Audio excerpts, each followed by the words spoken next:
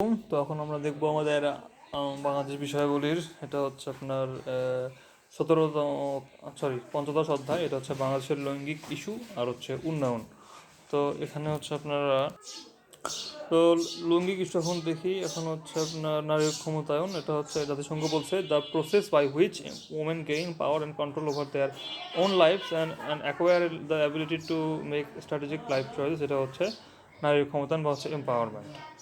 এখন হচ্ছে আপনার জাতিসংঘের মতে এই যে নারীর ক্ষমতায়নের কয়েকটা মৌলিক উপাদান আছে। এগুলো হচ্ছে আত্মমর্যাদাবোধ, নির্বাচনের অধিকার, সুযোগ ও সম্পদের প্রবেশাধিকার, নিঃসম্পদের উপর নিয়ন্ত্রণ আর সামাজিক পরিবর্তনের প্রভাব। তখন নারীর ক্ষমতায়নের এখন বিস্তৃতি আমরা দেখি কোথায় কোথায় আছে। অর্থনৈতিক ক্ষমতায়ন আছে, তারপর শিক্ষাগত আছে, রাজনৈতিক ক্ষমতায়ন আছে, সামাজিক আর সাংস্কৃতিক ক্ষমতায়ন, মনস্তাত্ত্বিক ক্ষমতায়ন আর হচ্ছে আপনার হচ্ছে ডিজিটাল ক্ষমতায়ন, সমসাময়িক যেটা আর কি উল্লেখযোগ্য বিভিন্ন প্ল্যাটফর্ম তাদেরকে অন্তর্ভুক্ত করতে হবে। এখন তাত্ত্বিক ফ্রেমওয়ার্ক দেখি থিওরি। এখন হচ্ছে যে অমর্ত্য সেনের যে ক্যাপাবিলিটি অ্যাপ্রোচ, সেটা বলে যে হচ্ছে তাদের শুধুমাত্র এরকম অর্থনৈতিকভাবে স্বাবলম্বী করলে হবে না, সুতরাং মানে তাদের হচ্ছে আপনার ক্যাপাবিলিটি আর হচ্ছে ফাংশনিং এগুলো হচ্ছে বাড়াতে হবে। তাদের এরকম জীবনযাপনের স্বাধীনতা, তারপর হচ্ছে আপনার তার সম্পদের বৃদ্ধি, তারপর হচ্ছে সমাজের ডিসিশন নেওয়ার হচ্ছে তার ক্ষমতা, এগুলো বাড়াতে হবে আর কি। তো এটাই হচ্ছে ক্যাপাবিলিটি অ্যাপ্রোচ। এখানে হচ্ছে আপনার নারীর শিক্ষা, স্বাস্থ্য এগুলো আর কি ক্যাপাবিলিটি সেট তৈরি করে। তারপর হচ্ছে নিজের সিদ্ধান্ত নিজে নিতে পারবে। আর হচ্ছে নারীর সক্ষমতা বৃদ্ধি আর কি এখানে বলছে। তারপরে এখন হচ্ছে নাইলা কাবিটস এম্পাওয়ারমেন্ট মডেল। তো ইনি বলছে যে হচ্ছে এরকম নারীর যে ক্ষমতায়ন, এটা আর কি তিনটা এরকম প্রক্রিয়াতে, তিনটা স্তরে বিভক্ত করছেন। একটা হচ্ছে রিসোর্স, সম্পদ, এটা হচ্ছে মূলধন যা নারীকে শক্তি দেয়। আর তারপর হচ্ছে এজেন্সি হচ্ছে আপনার নিজের জীবনের সিদ্ধান্ত নিজে নেওয়ার সক্ষমতা ও কণ্ঠস্বর। আর অ্যাচিভমেন্ট হচ্ছে এগুলার ফলে যে হচ্ছে আপনার তার দৃশ্যমান যে উন্নতি হলো, এটাই হচ্ছে তার হচ্ছে অ্যাচিভমেন্ট। তাহলে তিনটা স্তর কী কী? এই রিসোর্সেস, তারপর হচ্ছে এজেন্সি আর হচ্ছে অ্যাচিভমেন্ট, এই তিনটা হচ্ছে তার স্তর, ঠিক আছে? তারপর হচ্ছে এখানে আর কি আছে, এখানে হচ্ছে আপনার নারীর ক্ষমতায়ন প্রয়োগ, প্রয়োগ। তারপর আছে লিবারেল ফেমিনিস্ট থিওরি। তো এটা হচ্ছে আপনার এটা বলে যাচ্ছে সব ক্ষেত্রে, মানে সব সংসদ, বিচার ব্যবস্থা, তারপর হচ্ছে আপনার কর্মক্ষেত্র, সব জায়গায় নারী পুরুষের সমান অধিকার আর কি থাকবে, কোনো বৈষম্য থাকবে না। এটা হচ্ছে লিবারেল ফেমিনিস্ট থিওরি বলে। এখন হচ্ছে পোস্ট স্ট্রাকচারাল হচ্ছে আপনার ফেমিনিজম। তো এই থিওরিটা বলে যে হচ্ছে আপনার যে সমাজে যে ক্ষমতা আর কি, এটা নির্দিষ্ট একটা কাঠামো নয়, বরং হচ্ছে আপনার ভাষা, সংস্কৃতি, প্রতীকের মধ্যে এরকম বিস্তৃত। অর্থাৎ হচ্ছে আপনার নারীর যে অধীনতা আর কি, সেটা শুধু অর্থনৈতিক নয়, আরও হচ্ছে অন্য অন্য যে দিকগুলো আছে, যেমন সাংস্কৃতিক, তারপর হচ্ছে ভাষা, মিডিয়া, উপস্থাপন, ধর্মীয় যে বয়ান, এগুলো সবগুলোর মাধ্যমে নারীকে আর কি দমায় রাখা হয়েছে। তো এই সবগুলোকে আর কি পরিবর্তন করতে হবে, এটাই আর কি পোস্ট স্ট্রাকচারাল ফেমিনিজমটা বলে। তো বাংলাদেশে এটা আর কি গুরুত্বপূর্ণ আর কি। আচ্ছা, তারপর হচ্ছে এখানে আছে বাংলাদেশের হচ্ছে নারী ক্ষমতায়নের চ্যালেঞ্জ কী কী আছে। তো চ্যালেঞ্জের মধ্যে আছে হচ্ছে যে সামাজিক, সবার আগে দেখি হচ্ছে সামাজিক আর সাংস্কৃতিক চ্যালেঞ্জ কী কী আছে। এর মধ্যে আছে যে প্রীতিতান্ত্রিক সমাজ ব্যবস্থা, বাল্যবিবাহ, যৌতুক প্রথা, তারপর হচ্ছে গার্হস্থ্য সহিংসতা আর হচ্ছে লিঙ্গভিত্তিক নির্যাতন, ধর্মীয় গোঁড়ামি আর হচ্ছে কুসংস্কার, সামাজিক প্রতিবন্ধকতা, এগুলো হচ্ছে আপনার সামাজিকের মধ্যে গেল। এখন হচ্ছে দেখি হচ্ছে অর্থনৈতিক চ্যালেঞ্জ কী কী আছে। এর মধ্যে আছে হচ্ছে শ্রম বাজারের বৈষম্য, তারপর হচ্ছে আপনার বৈষম্যমূলক মজুরি আর হচ্ছে কাজের পরিবেশ, তারপর হচ্ছে নারীদের ঋণ প্রাপ্তিতে সমস্যা, তারপর হচ্ছে দারিদ্র্য, বেকারত্ব, অবৈতনিক শ্রম, অর্থাৎ গৃহীতে যে কাজ করতেছে আর কি। আর পলিটিক্যাল চ্যালেঞ্জের মধ্যে আছে যে হচ্ছে প্রতিনিধিত্বের চ্যালেঞ্জ, এখানে নারীরা খুব কম প্রতিনিধিত্ব করতে পারে। তো রাজনৈতিক সহিংসতা ও সামাজিক প্রতিরোধ, দলীয় রাজনীতিতে প্রীতিতান্ত্রিক মনোভাব, এগুলো হচ্ছে আছে। আর প্রযুক্তিগত আর ডিজিটাল চ্যালেঞ্জের মধ্যে আছে সাক্ষরতার অভাব, তারপর হচ্ছে আপনার সাইবার সহিংসতা, অনলাইন হয়রানি, তারপর হচ্ছে ডিজিটাল অবকাঠামো ও সুরক্ষার অভাব, তারপর হচ্ছে আইনি ও নীতিগত চ্যালেঞ্জ আছে। তারপর হচ্ছে 5 নম্বর হচ্ছে আইনি নীতিগত চ্যালেঞ্জ, হচ্ছে আইনের দুর্বল প্রয়োগ আছে। তারপর হচ্ছে সামাজিক সুরক্ষা কর্মসূচির সীমাবদ্ধতা আছে। আর হচ্ছে নীতি নির্ধারণে নারী নেতৃত্বের অভাব। আর এখন দেখে হচ্ছে শিক্ষাগত আর মনস্তাত্ত্বিক চ্যালেঞ্জ কী কী আছে। এর মধ্যে হচ্ছে আত্মবিশ্বাস আর মনস্তাত্ত্বিক প্রতিবন্ধকতা, এর মধ্যে আছে আর কি। তো এগুলোই আর কি আছে। এখন হচ্ছে চ্যালেঞ্জ কাটিয়ে ওঠার উপায় হচ্ছে SDG 5 আমাদেরকে ইনিশিয়েট করতে হবে। শিক্ষা ও মানব সম্পদ উন্নয়ন করতে হবে আপনাদেরকে, এদিকে স্টেম ফর গার্লস ইনিশিয়েটিভ নিতে হবে, জাতীয় শিক্ষা কর্মসূচি মেয়েদের জন্য নিতে হবে। এই যে ক্যাপাবিলিটি অ্যাপ্রোচ তৈরি করতে, ওটা ওটা আর কি এখানে খাটে আর কি। তারপর হচ্ছে আপনার এই যে হার পাওয়ার প্রজেক্ট, তারপর হচ্ছে আপনার শিট রেটস, Bangladesh and women ICT frontier initiative, এগুলো নিতে হবে আর কি। তারপর টিভেট, যেটা আর কি আপনার technical and veterinary education training সম্ভবত, এটা আর কি করতে হবে। আর জেন্ডার ভিত্তিক সেন্সিটিভ পাঠ্যক্রম আর কি ইয়ে করতে হবে। আর অর্থনৈতিক ক্ষমতায়নের উদ্যোক্তা উন্নয়নের মধ্যে পড়বে আপনার হচ্ছে নাইলা কাবিরের যে আর কি মডেলটা, সেটা এখানে আর কি প্রয়োগ হবে। তারপর হচ্ছে যে অবৈতনিক শ্রমের স্বীকৃতি দিতে হবে। আর আয় বৈষম্য আর কর্মসংস্থান বৃদ্ধি করতে হবে। তারপর হচ্ছে আপনার নারী উদ্যোক্তাদের সহজ ঋণ প্রাপ্তি নিশ্চিত করতে হবে। আচ্ছা, রাজনৈতিক আর প্রশাসনিক ক্ষমতায়নের মধ্যে পড়বে হচ্ছে আপনার ওই যে রাজনীতিতে কার্যকর অংশগ্রহণ করতে হবে। আর তা হচ্ছে তাদের এরকম তাদেরকে নীতি নির্ধারণে সাহায্য করতে হবে। আর সামাজিক আর সাংস্কৃতিক পরিবর্তন, এটা হচ্ছে আপনার পিতৃতান্ত্রিক মনস্তাত্ত্বিক ভাঙতে হবে, বাল্য বিবাহ এগুলো প্রতিরোধ করতে হবে, ধর্মীয় গোঁড়ামি প্রতিরোধ করতে হবে। আর প্রযুক্তির মধ্যে হচ্ছে আপনার ডিজিটাল সাক্ষরতা বৃদ্ধি করতে হবে, তারপর হচ্ছে শিশুদের জন্য হচ্ছে আপনার আইন করতে হবে, ই কমার্স এগুলো আর কি। আর আইনের মধ্যে হচ্ছে আপনার হচ্ছে আইনের কঠোর প্রয়োগ, সিরা বাস্তবায়ন, তো হচ্ছে জেন্ডার বাজেটিং, আর হচ্ছে আপনার ইয়া করতে হবে ওই যে ডোমেস্টিক ভায়োলেন্স, তারপর হচ্ছে dowry prohibition act, child marriage act, এটা আর কি বাস্তবায়ন করতে হবে। আর হচ্ছে মনস্তাত্ত্বিক আর আত্মবিশ্বাসের মধ্যে হচ্ছে ওমেন এম্পাওয়ারমেন্ট আর হচ্ছে সাপোর্ট সেন্টার, তারপর হচ্ছে রোল মডেল প্রচার করতে হবে। সামাজিক স্বীকৃতির মধ্যে হচ্ছে বেস্ট ওমেন লিডার, এটা আজকে প্রমাণ করতে হবে। আর নারী শিক্ষার আইনসমূহ, এটা হচ্ছে যে নারী শিশু নির্যাতন দমন আইন 2000 এটা মানতে হবে, তারপর অ্যাসিড সন্ত্রাস আইন 2002 মানতে হবে, পর্নোগ্রাফি আইন 2012 মানতে হবে, আর হচ্ছে যৌতুক নিরোধ আইন 2018 মানতে হবে। প্রশ্ন এখানে দিচ্ছে আর কি যে হচ্ছে কী কী হচ্ছে আপনার সাংস্কৃতিক পরিবর্তন লক্ষ্য করেছেন। তো এগুলো আগে হচ্ছে নারীরা আর কি শুধুমাত্র গৃহস্থলে কাজ করতে হবে, বিভিন্ন জায়গায় কাজ করতে হবে, তাদের শিক্ষা বাড়ছে, তাদের এরকম তথ্য প্রযুক্তি দ্বারা ইউজটি হচ্ছে এখন। তারপর হচ্ছে আপনার ভাষা সংস্কৃতি পরিবর্তন, এগুলো হচ্ছে তাদের আত্মপরিচয়কে এখন তার নিজের পরিচয় দিচ্ছে আর কি, এভাবে পরিবর্তন আসছে আর কি। তারপর এদিকে হচ্ছে আপনার এগুলাই আর কি। তো ডিজিটাল বৈষম্য হচ্ছে নারীদের ক্ষমতায়নকে কীভাবে প্রভাবিত করছে, অবশ্যই প্রভাবিত করছে, কারণ নারীরা কম সুযোগ পাচ্ছে। তারপর হচ্ছে তাদের হচ্ছে এরকম সাক্ষরতার ফলে তাদের উন্নয়ন প্রতিবন্ধকতা সৃষ্টি হচ্ছে। তারপর হচ্ছে তাদের এরকম ডিজিটাল যে মাধ্যমে তাদের হচ্ছে নিরাপত্তার জন্য হুমকি আসছে, তারপর সাইবার সহিংসতা আর কি বৃদ্ধি পাচ্ছে, এরকম আর কি। এখন দেখবো আমরা হচ্ছে দ্বাদশ অধ্যায়, এটা হচ্ছে সমসাময়িক তথ্য আর প্রযুক্তিগত তথ্য যোগাযোগ প্রযুক্তি। তো এখানে হচ্ছে ওই যে এআই, তারপর হচ্ছে 4IR, এটা হচ্ছে আপনার ফোর্থ ইন্ডাস্ট্রিয়াল রিভলিউশনের কথা বলে আর কি। তারপর হচ্ছে এখানে জার্মানি হচ্ছে আপনার ইন্ডাস্ট্রি 4.0 মডেল, ইন্ডাস্ট্রি 4.0 মডেল আর কি, এটা বলে আর কি। তো এটা হচ্ছে আপনার বলে যে হচ্ছে আপনার এই যে মানুষ, তারপর হচ্ছে সফটওয়্যার মেশিন, এগুলা হচ্ছে আপনার সেন্সর, সেগুলো একে অপরের সঙ্গে রিয়েল টাইম মানে যোগাযোগ করে তাদের শিল্পে সব জায়গায় উন্নত আর কি করবে। এটা হচ্ছে ইনোভেশন একটা ক্লাস্টার তৈরি করবে আর কি, এটাই হচ্ছে জার্মানি 4.0 মডেলটা বলে আর কি। এখানে হিউম্যান মেশিন কোলাবোরেশন, তারপর হচ্ছে আপনার সাইবার ফিজিক্যাল সিস্টেম, তারপর হচ্ছে industrial internet of things IIoT, তারপর হচ্ছে প্রেডিক্টিভ মেনটেন্স, যেটা হচ্ছে আপনার ওই যে কোনো কিছু হওয়ার আগেই, ধরেন একটা যন্ত্রাংশ যেটা ক্ষতি হওয়ার আগে আপনি যেটা প্রেডিক্ট করতেছেন যে এই ক্ষতিটা এখানে হবে, এবং সেই অনুযায়ী আপনি ব্যবস্থা নিচ্ছেন, এটা হচ্ছে আপনার প্রেডিক্টিভ আর কি মেনটেন্যান্স। আর হচ্ছে ডিজিটাল টুইন টেকনোলজি, যেটা আর কি দেখতে হবে একটু। তো এর ফলে কিন্তু তাদের হচ্ছে উৎপাদন খরচ 20% কমছে, তারপর উৎপাদনশীল 25% বৃদ্ধি পাচ্ছে, কার্বনেশন 10% আর কি হ্রাস পাচ্ছে, এভাবে আর উন্নয়ন হচ্ছে আর কি। তারপর হচ্ছে বাংলাদেশের শিক্ষানীতি আর কি, এই যে ট্রিপল হেলিক্স কোলাবোরেশন, অর্থাৎ যে সরকার, তারপর বিশ্ববিদ্যালয়, শিল্প, সবগুলোর আর কি এরকম যৌথ একটা অংশীদারিত্ব দরকার আর কি। তো মেড ইন চায়না 2025 প্রকল্প, এটা হচ্ছে আপনার যে আপনার প্রযুক্তি অভিযান যোজনা হচ্ছে আপনার যে কী করছে, আপনার AI ইন্ট্রোডিউস করছে, তারপর হচ্ছে এরকম গভর্নমেন্ট প্রাইভেট জয়েন্ট এরকে ফান্ড করছে, তারপর হচ্ছে গ্রিন ম্যানুফ্যাকচারিং করছে, এর ফলে তাদের কিন্তু 4 কোটি নতুন নতুন আর কি চাকরি সৃষ্টি হয়েছে। তারপর এরকম শিল্প কারখানায় অটোমেশন তৈরি হয়েছে 40%। তো এটা বাংলাদেশের জন্য বেশ উপযোগী। এরপর হচ্ছে আপনার আর কি আছে এখানে, যে কোরিয়া হচ্ছে আপনার হচ্ছে কী করছে, সে হচ্ছে AI ন্যাশনাল স্ট্র্যাটেজি নিছে, এটার ফলে তাদের হচ্ছে এরকম 5 লাখ AI বিশেষজ্ঞ তৈরি হয়েছে, তারা হচ্ছে ছোটোবেলা থেকে এখন তারা হচ্ছে সবাইকে আর কি শিক্ষা দিচ্ছে আর কি, ওই যে AI শিক্ষা দিচ্ছে, তারপরে বিভিন্ন ডিজিটাল কোর্স করাচ্ছে, এর ফলে স্মার্ট ফ্যাক্টরি ফান্ড করা হচ্ছে।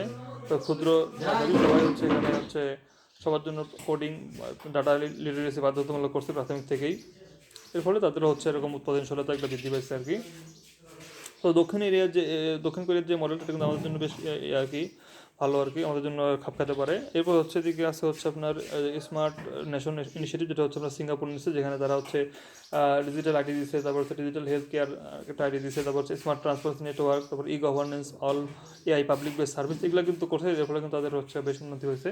তো এটা কিন্তু বাংলাদেশে বেশ আর কি এটা খাপ খাবে, কারণ হচ্ছে বাংলাদেশের জন্য এই যে আপনার গভর্নেন্স, তারপর হচ্ছে আপনার তাদের একটা হেলথ কার্ড দেওয়া, তারপর শিক্ষা কার্ড দেওয়া, স্বাস্থ্য কার্ড দেওয়া, এটা কিন্তু অনেক ভালো একটা ইনিশিয়েটিভ হতে পারে বাংলাদেশের জন্য। আর ইউরোপিয়ান ইউনিয়ন সেটা হচ্ছে গ্রিন ডিল করছে, এর ফলে তাদের হচ্ছে যে AI ইথিক্স গাইডলাইন দিছে, তারপর হচ্ছে গ্রিন AI পলিসি দিছে, তারপর হচ্ছে আপনার সার্কুলার ইকোনমি তারা প্রয়োগ করে, কার্বন নিউট্রাল টেস্ট করে আর কি। তো এইভাবে তাদের উন্নতি হচ্ছে আর কি। এখন চ্যালেঞ্জ কী কী আছে হচ্ছে আপনার হচ্ছে কর্মসংস্থান সংকট, আর হচ্ছে জব পোলারাইজেশন হতে পারে আর কি এখানে। অটোমেশন, রোবোটিক্স, এটা ফলে আর কি শ্রমিক ছাঁটাই হবে। তারপর হচ্ছে আপনার মিডিল স্কিল ওয়ার্কারদের আর কি ভূমিকা কমে যাচ্ছে আর কি এখানে। তারপর হচ্ছে এখানে রুটিন ম্যানুয়াল জব স্থাপন করতে পারে। তারপর হচ্ছে এই যে দক্ষতা ঘাটতি, এটা একটা সমস্যা হচ্ছে বাংলাদেশের জন্য, স্কিল মিসম্যাচ, তারপর হচ্ছে ফ্রিকশনাল আনএমপ্লয়মেন্ট তৈরি হচ্ছে। তারপর হচ্ছে আপনার এই যে কৃষিক্ষেত্রে হচ্ছে প্রযুক্তিগত উপস্থাপনা চ্যালেঞ্জ, এখানে হচ্ছে আপনার যে precision agriculture drone base monitoring করতে হবে। তারপর হচ্ছে আপনার এগুলোর ফলে সমস্যা তৈরি হতে পারে যদি এগুলো না করা হয়। তারপর হচ্ছে ডাটা অনার্সিপ সাইবার রিস্ক হতে পারে। তারপর হচ্ছে এই যে প্রবাসী শ্রম আর হচ্ছে রেমিটেন্স ঝুঁকি, তারা কিন্তু এরকম যারা কম দক্ষ তাদেরকে নিচ্ছে না সৌদি আরব অন্যান্য দেশগুলো, এটা একটা সমস্যা হচ্ছে করে। তারপর ডিজিটাল ডিভাইড, এটার সমস্যা আছেই। তারপর হচ্ছে আপনার ডেটা নিরাপত্তা আর হচ্ছে অ্যালগোরিদম বায়াস আছে একটা। আর অবকাঠামো শক্তি নির্ভরতা আছে এখানে, সবার হচ্ছে অবকাঠামো নির্ভর হয়ে যাচ্ছে এখন। আর ক্ষুদ্র মাঝারি উদ্যোক্তাদের সীমাবদ্ধতা, তারা তত টেকনোলজি ইউজ করতে পারে না। আর পরিবেশগত তোমার হচ্ছে ই ওয়েস্ট যে আপনার যেগুলো থাকে আর কি, এগুলো কিন্তু ঠিকমতো ক্লিয়ার করতে হবে, এটা একটা চ্যালেঞ্জ। আর নীতি সমন্বয় করা হচ্ছে না, এটা হচ্ছে আপনার রিস্কেলিং আর হচ্ছে আপ স্কেলিং করা হচ্ছে না। তো রিস্কেলিং দ্বারা বোঝায় হচ্ছে আপনার কোনো একটা আপনার জবে আপনি আসেন, সেখানে হচ্ছে আপনার প্রযুক্তিকে ইন্ট্রোডিউস করে নতুনভাবে উৎপাদন করা আর কি। আর আপ স্কেলিং বলতে বোঝায় আপনার যে স্কিলটা আছে এটা বাদ দিয়ে নতুন দুনিয়ার সাথে একটা খাপ খায় আমরা একটা স্কিল আপনাকে শিখতে হবে, এটা হচ্ছে আপ স্কেলিং। তো এই যে পলিসি ফ্র্যাগমেন্টেশন হচ্ছে আর কি, এটা সমস্যা হচ্ছে এখন। সুযোগের সম্ভাবনা, এটা হচ্ছে আপনার এই বাংলাদেশে কিন্তু বড় একটা মানে আছে আর কি, উৎপাদনশীলতা শিল্প রূপান্তর সম্ভাবনা আছে আমরা যদি আমাদের ডেমোক্রেটিক ডিভিডেন্ড ইউজ করতে পারি আর বিগ ডেটা এগুলো ইউজ করতে পারি। তারপর হচ্ছে আপনার এই যে স্মার্ট কৃষি আমরা ইউজ করতে পারি। তারপর হচ্ছে আপনার ড্রোন বেস ফার্টিলাইজেশন, তারপর হচ্ছে আপনার data driven smart farming system, precision agriculture এগুলো ইউজ করতে হবে। আচ্ছা, তারপর হচ্ছে আপনার ডিজিটাল রপ্তানি আর জ্ঞান ভিত্তিক অর্থনীতি, আমরা কিন্তু স্টার্ট আপ করতে পারি আপনার হচ্ছে এআই ভিত্তিক। তারপর হচ্ছে আপনার এখানে হিউম্যান ক্যাপিটাল থিওরি আর হচ্ছে গ্লোবাল ভ্যালু চেইন থিওরি আমরা এখানে ইউজ করতে পারি। তারপর হচ্ছে আপনার মানব শিক্ষা ও মানব সম্পদ উন্নয়নের ক্ষেত্রে আমরা হচ্ছে করতে পারি যে বাংলাদেশের প্রেক্ষাপটে আমরা হচ্ছে অটোমেশন করতে পারি। তারপর হচ্ছে রিস্কিলিং আপ স্কিলিং করতে পারি, এগুলো করতে পারি। আর হচ্ছে নারীদের অংশগ্রহণের জন্য আমরা হচ্ছে উমেন ইন ডিজিটাল, তারপর হচ্ছে আপনার শিট রাইটস এগুলো এটা আমরা উৎসাহিত করতে পারি। তারপর হচ্ছে টেকসই উন্নয়ন, সবুজ গ্রিন টেকনোলজি এগুলো ইউজ করতে পারি আমরা। ওয়েস্ট ম্যানেজমেন্ট করতে পারি। তারপর হচ্ছে ইকোলজিক্যাল মডার্নাইজেশন থিওরি আমরা এখানে ইউজ করতে পারি। এখন হচ্ছে আপনার কাজে লাগাতে কী করণীয়, সেটা হচ্ছে যে মানব সম্পদকে আপনার হচ্ছে মানুষকে আপনার মানব সম্পদের আপনার হচ্ছে রূপান্তর করতে হবে, হিউম্যান ক্যাপিটাল থিওরি আর কি। তারপর human resource development theory service এখানে মডেল অনুসরণ করতে হবে। তারপর এআই লিটারেসি কোডিংগুলো করতে হবে, অবকাঠামো সংস্কার করতে হবে আপনার। এদিকে হচ্ছে আপনার আইসিটি বিটা সবগুলোকে সাথে কাজ করতে হবে। তো সাইবার সিকিউরিটি ফ্রেমওয়ার্ক করতে হবে, স্মার্ট গভর্নেন্স সিস্টেমকে রূপান্তর করতে হবে, ডাটা প্রোটেকশন ল এগুলো লাগবে আর কি। আর শিল্পের আর বিনিয়োগের ক্ষেত্রে আপনার হচ্ছে আপনার লাগবে যে ন্যাশনাল ইন্ডাস্ট্রি 4.0 এটা করতে হবে, 4.0। তারপর হচ্ছে আরএমজি এসএমইতে আপনার হচ্ছে production line predictive line manage করতে হবে। আর হচ্ছে ফিড ইন ইনোভেশন মডেল চালু করে আপনার প্রযুক্তি গ্রহণে কর ছাড় ভর্তুকি স্টার্ট আপ প্রণোদনা দেওয়া এগুলো করতে হবে আর কি। তার হচ্ছে কি কৃষি ও গ্রামীণ উন্নয়ন কৌশল, এটা হচ্ছে এখন হচ্ছে কৃষি নির্ভর আর কি বাংলাদেশ। তো সেখানে হচ্ছে কৌশলগত পদক্ষেপ হচ্ছে স্মার্ট কৃষি করতে হবে, তো সোলার পাওয়ার ইরিগেশন সিস্টেম করতে হবে, এগ্রি টেক রানিং হাব করতে হবে, এগুলো করতে হবে আর কি। ইনক্লুসিভ ইনোভেশন আর হচ্ছে জাস্ট ট্রানজেকশন থিওরি, এটা হচ্ছে আপনার ওই যে ডিজিটাল এন্টারপ্রেনারশিপ ফান্ড এগুলো করতে হবে, গ্রামীণ নারীদের ই কমার্স শেখাতে প্রতিনিধিদের আয় করতে হবে। তারপর হচ্ছে অটোমেশন যে ট্রানজেকশন অ্যালাওয়েন্স আর হচ্ছে রিস্কিল ফান্ড করতে হবে। আর পরিবেশ বান্ধব প্রযুক্তি ও টেকসই উন্নয়নের জন্য আপনার হচ্ছে তথ্যের ভিত্তিতে প্রযুক্তি পরিবেশের মধ্যে ভারসাম্য রক্ষা করা পর্যন্ত গ্রিন এআই, তারপর হচ্ছে আপনার ইপিআর করতে হবে, এক্সটেন্ডেড প্রডিউসার রেসপন্সিবিলিটি করতে হবে। সাত হচ্ছে আপনার আন্তর্জাতিক সহায়তা আর আন্তর্জাতিক অংশীদারিত্ব, এটা হচ্ছে 4IR, এটা হচ্ছে সার্ক বিমস্টেক এগুলোর মধ্যে সহযোগিতার মধ্যে কাজ করতে হবে। আর নীতির পর্যবেক্ষণের ক্ষেত্রে আপনার হচ্ছে ন্যাশনাল 4IR অবজারভেটরি এগুলো করতে হবে। তারপর হচ্ছে ইম্প্যাক্ট ইভ্যালুয়েশন ফ্রেমওয়ার্ক তৈরি করতে হবে। ওকে, তারপর হচ্ছে এখানে আর কিছু ক্রিয়েটিভ ডিস্ট্রাকশন মোকাবিলা করতে হবে, এগুলো করতে হবে আর কি। ই কমার্সের সংজ্ঞা, তো ই কমার্সের চারটা আর কি, এখানে হচ্ছে G2C, তারপর হচ্ছে G2B, G2G আর হচ্ছে G2E, এমপ্লয়ি, গভর্নমেন্ট, বিজনেস আর হচ্ছে সিটিজেন। তারপর হচ্ছে সুবিধা, ই গভর্নেন্সের স্বচ্ছতা আছে, জবাবদিহিতা আছে, তারপর সেবা প্রদানের গতি বৃদ্ধি, ব্যয় ও সময় সাশ্রয়, ডেটা নির্ভর সিদ্ধান্ত গ্রহণ, জন অংশগ্রহণ বৃদ্ধি, ডিজিটাল অন্তর্ভুক্তি আছে। হচ্ছে বাংলাদেশে প্রেক্ষাপটে ই গভর্নেন্স উদাহরণ হচ্ছে আপনার হচ্ছে যে প্রোগ্রামের ক্ষেত্রে ডিজিটাল সেবা রূপান্তর, তারপর হচ্ছে ইউনিয়ন ডিজিটাল সেন্টার, তারপর ইনথি, তারপর হচ্ছে বাংলাদেশ ন্যাশনাল পোর্টাল, ই সেন্টারিং এগুলা। আর চ্যালেঞ্জ হচ্ছে আপনার সাইবার নিরাপত্তা হুমকি, ডিজিটাল সাক্ষরতার অভাব, নীতিমালা পরিবর্তনের মানসিক অনীহা, ব্যয় ও টেকসই ব্যবস্থাপনার সমস্যা, অবকাঠামোগত সীমাবদ্ধতা, সাইবার নিরাপত্তা হুমকি। তো কীভাবে চ্যালেঞ্জ মোকাবেলা করতে পারে, অবকাঠামো উন্নয়ন করতে হবে, প্রশিক্ষণ সক্ষমতা বৃদ্ধি করতে হবে, সাইবার নিরাপত্তা জোরদার করতে হবে, ওই যে সাইবার সিকিউরিটি অর্ডিন্যান্স 2025 সেটা বাস্তবায়ন করতে হবে। আর হচ্ছে পিপিপি পাবলিক পার্টনারশিপ করতে হবে, জনসচেতনতা বৃদ্ধি করতে হবে। তারপর হচ্ছে এদিকে আছে হচ্ছে একাডেমিক আলোকে যে new public management theory use করতে হবে এখানে, যেটা হচ্ছে সরাসরি মানে সরকারি প্রশাসনকে বেসরকারির মতোই আপনার ইফেক্টিভ করতে হবে আর কি। আর গুড গভর্নেন্স থিওরি এখানে প্রয়োগ করা হয়, যেটা হচ্ছে স্বচ্ছতা, তারপর জবাবদিহিতা, অংশগ্রহণ, এগুলোর মাধ্যমে ইয়া করতে হবে আর কি। আর ডিফিউশন অফ ইনোভেশন থিওরি, এটা হচ্ছে নতুন প্রযুক্তি সমাজে কীভাবে ছড়িয়ে যায় সেটা আর কি ব্যাখ্যা করে, এটা আর কি এখানে সিস্টেম প্রয়োগ করতে হবে। তারপর হচ্ছে আপনার পাবলিক ভ্যালু থিওরি আর কি, সরকারি উদ্যোগ তখনই সফল হয় যখন তা হচ্ছে জনগণের কাছে মূল্য সৃষ্টি করে, এটা এখানে ইমপ্লিমেন্ট করতে হবে। তো এখানে হচ্ছে আপনার চ্যালেঞ্জ মোকাবেলা হচ্ছে কৌশলগত দৃষ্টিভঙ্গি, ক্যাপাসিটি বিল্ডিং করতে হবে, পিপিপি করতে হবে, তারপর হচ্ছে সাইবার সিকিউরিটি করতে হবে, তারপর হচ্ছে আপনার তারপর হচ্ছে ইনক্লুসিভ গভর্নেন্স স্ট্র্যাটেজি এগুলো করতে হবে আর কি। তারপর হচ্ছে এআই ও ডেটা গভর্নেন্স বৃদ্ধি করতে হবে। এখন স্টারলিংকের হচ্ছে সুযোগ সুবিধাগুলো দেখি। ডিজিটাল অন্তর্ভুক্তি এটা করতে পারে, সবাইকে সহায়তা করতে পারবে, মানে সার্ভিস দিতে পারবে আর কি। তারপর উচ্চগতি স্যাটেলাইট সংযোগ, বৈদেশিক আয়ের নতুন দ্বার, ডিজিটাল অবকাঠামো উন্নয়ন, অনলাইন শিক্ষার প্রসার, গ্লোবাল আউটসোর্সিং শক্তিশালী করবে, গ্রামীণ অর্থনীতি ডিজিটাল রূপান্তর করে জাতীয় নিরাপত্তা সহায়ক হবে, সমষ্টিগত ব্যবহার সক্ষমতা বাড়বে, ডিজিটাল বৈষম্য হ্রাস হবে, ইন্টারনেটের বিকল্প মাধ্যম হবে, দুর্যোগকালীন সংযোগ নিশ্চিত করবে আর কি, দীর্ঘমেয়াদী ব্যয় স্বাস্থ্য এগুলো কমাবে আর কি। আর নারীর উন্নয়ন নিশ্চিত করবে, ডিজিটাল স্বাস্থ্যসেবা সহজলভ্য করবে, ডিজিটাল কূটনীতি উদ্ধার করবে, স্মার্ট বাংলাদেশ মিশনে সহায়ক হবে। আর হচ্ছে উদ্ভাবন আর স্টার্টআপে ইকোসিস্টেমে গতি আনবে, গেমিং বিনোদন শিল্প প্রসার, টেকসই। অসুবিধা হচ্ছে উচ্চ ব্যয়, সাবস্ক্রিপশন খরচ, তারপর হচ্ছে ডিভাইস নির্ভরতা, আবহাওয়ার প্রভাব, দেশি নিয়ন্ত্রণের ঝুঁকি, নীতিগত জটিলতা, ডেটার সার্বভৌমত্ব সংকট, বিদ্যুৎ নির্ভরতা, তারপরে স্পেস ডেব্রি, প্রযুক্তিগত সুদক্ষতার অভাব, লোকাল ইন্টারনেট সেবাদের ক্ষতি, অর্থনৈতিক অসমতা বৃদ্ধি, প্রযুক্তি এক্সচেঞ্জের ঝুঁকি, আর হচ্ছে সিগন্যালের অস্থিতিশীলতা, আর হচ্ছে স্কাই ব্রাইটনেস প্রবলেম এটা হতে পারে, জ্যোতির্বিজ্ঞানের প্রবলেম করতে পারে, আর হচ্ছে রক্ষণাবেক্ষণের সমস্যা। আর ডিজিটাল বিভ্রম আর হচ্ছে সাইবার সুরক্ষা, এখানে হচ্ছে আপনার ওই যে মিস ইনফরমেশন, তারপর হচ্ছে আপনার ডিসইনফরমেশন, আর হচ্ছে আপনার ওই যে ডিপ ফেক, এগুলো নিয়ে এখানে বলা আছে আর কি। তো এগুলো প্রতিরোধভাবে হচ্ছে ফ্যাক্ট চেকিং করতে হবে মিস ইনফরমেশনের জন্য, তো ডেটা প্রোটেকশন এগুলো আর কি ইয়ে করতে হবে। গণমাধ্যমের ভূমিকা আছে আর কি, তারপর হচ্ছে সোশ্যাল মিডিয়ার ভূমিকা আছে। তো হচ্ছে আপনার ডিসইনফরমেশন কীভাবে হয়, অর্থাৎ কোনো একটা গোষ্ঠী ভুয়াভাবে তাদের নিজেদের ওয়েবসাইটে সব কিছু ছাড়া দেয় আর কি, ইচ্ছা করে আর কি, ভুয়া জরিপ পরিসংখ্যান দেখায়, বিদেশিদের প্রভাব এখানে সাইবার ক্যাম্পেইন করে আর কি।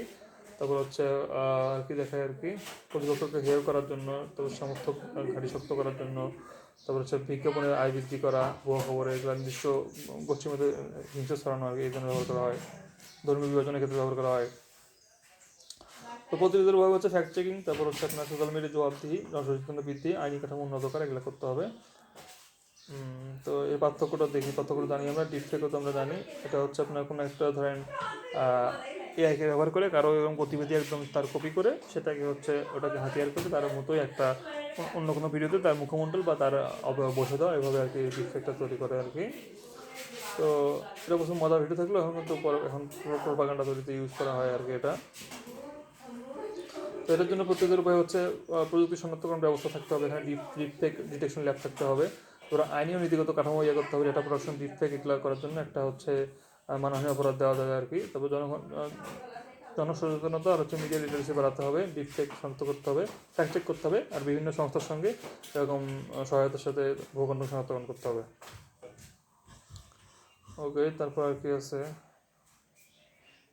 তো মিডিয়ার ভূমিকা, এটা হচ্ছে তথ্য সচেতনতা বাড়ায়, জনমত গঠন করে, নীতি প্রভাবিত করে, গণতন্ত্রের স্বচ্ছতা রক্ষা করে, সামাজিক ঐক্য জাতীয় চেতনা গঠন করে, সংকট মোকাবেলা মানবিক ভূমিকা রাখে।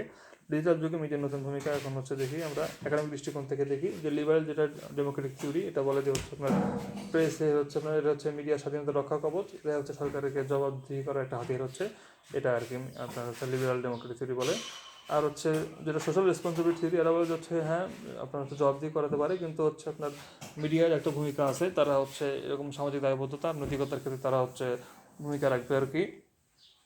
শুধুমাত্র সব তথ্য ইনফরমেশন হচ্ছে তাদের ছড়াই দেওয়া তাদের ভূমিকা না, আরও বিভিন্ন ভূমিকা আছে এখানে। আর হচ্ছে হ্যাবার মাস্টার হচ্ছে পাবলিক স্পিয়ার থিওরি, এটা বলে হচ্ছে আপনার শুধু তথ্য প্রচার করা নয়, আপনার হচ্ছে জনগণের যে হচ্ছে অংশগ্রহণ সেটাও আর কি এখানে নিশ্চিত করার, মানে এটা মিডিয়ার দায়িত্ব এটা আর কি এটা। আর যেটা চমস্কির যেটা প্রভাকাণ্ড মডেল, এটা হচ্ছে যে বলে যে হচ্ছে এরকম মিডিয়াকে হচ্ছে এরকম অর্থনৈতিক বা হচ্ছে আপনার রাজনৈতিক স্বার্থে এরকম ইউজ করা হচ্ছে আর কি, এটাই আর কি বলা হয় আর কি। বিভিন্ন ন্যারেটিভ তৈরিতে, তারপর হচ্ছে আপনার কর্পোরেট বিজ্ঞাপনের চাপে পরিবেশ বিষয়ক প্রতিবেদন সীমিত হয়ে যায় আর কি, এরকম আর কি বিভিন্ন চাপে ফেলে তারা হচ্ছে ম্যানিপুলেট হয় আর কি, এটা হচ্ছে প্রোপাগান্ডা মডেল আর কি।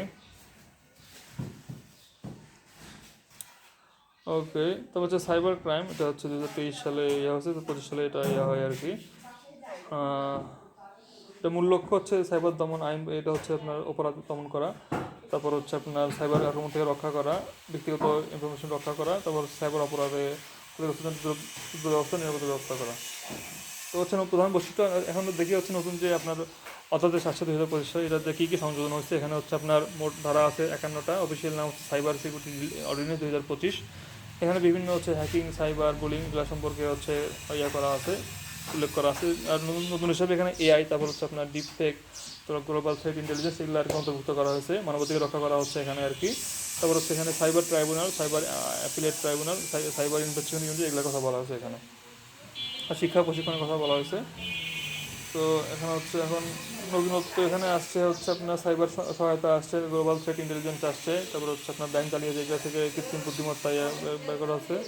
তারপর অপ্রয়োজনীয় গ্রেপ্তার নিষিদ্ধ করা হয়েছে, ঠিক আছে।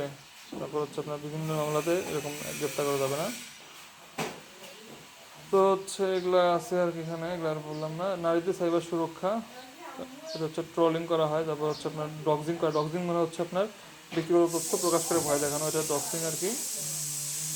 তারপর হচ্ছে আপনার নারীদের উপর ভালোই প্রভাব ফেলছে, মানসিক প্রভাব, সামাজিক প্রভাব, রাজনৈতিক প্রভাব, এটা হচ্ছে লিঙ্গ বৈষম্য, তারপর হচ্ছে আইনি সচেতনতার অভাব, এটা হচ্ছে এটা কারণ আর কি সামাজিক প্রেক্ষাপটে।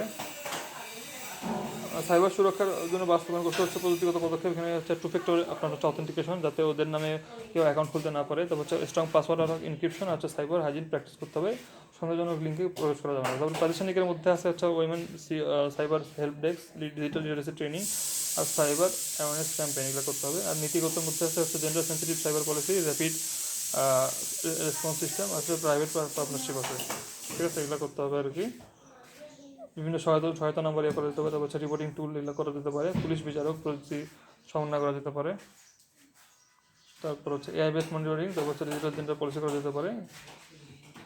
তো বিভিন্ন প্রশ্ন আছে এখানে আর কি, তো প্রশ্নগুলো আর না করি, এগুলো আর কি। ধন্যবাদ।